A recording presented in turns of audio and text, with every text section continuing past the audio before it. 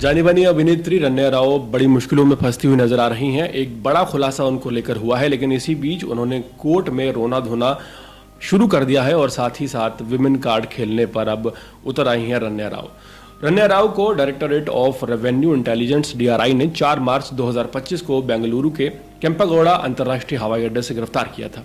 वो दुबई से तकरीबन 14.8 किलोग्राम सोना स्मगल कर लाने की कोशिश कर रही थी। इस सोने की कीमत 12 करोड़ रुपए मानी गई है। दुबई से सोना तस्कर कर बेंगलुरु के इंटरनेशनल एयरपोर्ट पर पकड़ी गई कन्नड़ अभिनेत्री रन्या राव को सोमवार को अदालत में पेश किया गया। अदालत में सुनवाई के दौरान उनसे तमाम सवाल पूछे गए। डायरेक्टर ऑफ इंटेलिजेंस के अधिकारियों पर उन्होंने मानसिक उत्पीड़न का आरोप लगाया और ये कहा कि जो अधिकारी उनसे पूछताछ कर रहे हैं वो उन्हें गालियां देते हैं, जबकि अधिकारियों ने उनके आरोपों को खारिज कर दिया और उन्होंने साफ कहा कि एक्ट्रेस जांच में बिल्कुल भी सहयोग नहीं दे रही हैं। उनसे तमाम सवाल पूछे गए हैं, लेकिन वो चुप्पी साधे हुए हैं। पेशी के दौरान अदालत ने रन्या से कई सवाल पूछे। अदालत ने एक्ट्रेस से पूछा कि क्या आपको किसी परेशानी का सामना करना पड़ रहा है, तो एक्ट्रेस कोर्ट में रोने लगी और उन्होंने डीआरआई के अधिकारियों पर मानसिक उत्पीड़न का आरोप लगा दिया। और यह आरोप उस वक्त लगा है जब कर्नाटक सरकार से एक बड़ी मिलीभगत का खुलासा हुआ है। इसके बाद कोर्ट ने रन्या से पूछा कि क्या आपको मेडिकल उपचार मिला है।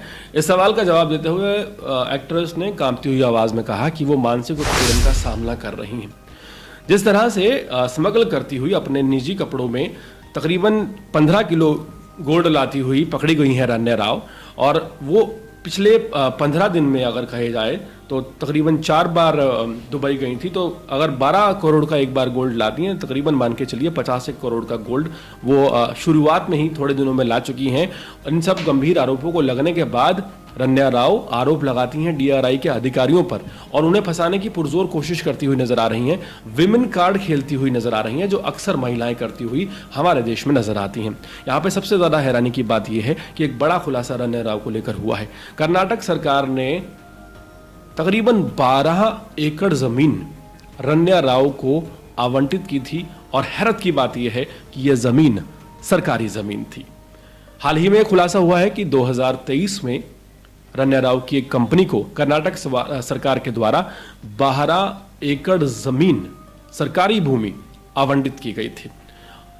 रन्या राव जो एक अभिनेत्री होने का दावा करती हैं और अभिनेत्री हैं भी, लेकिन वो अभिनेत्री का सिर्फ मखोटा पहने हुए हैं, क्योंकि अभिनेत्री के मखोटा पहनकर वो तमाम बड़ी बड़ी कंपनियां चला रही हैं, गोल्ड स्मगल करके ला रही हैं और कर्नाटक सरकार की यहाँ पर पोल खुलती हुई नजर आ रही है कि वो किस बेस पर एक अभिनेत्री की कंपनी को सरकारी भूमि में से 12 एकड़ जमीन दे देती है।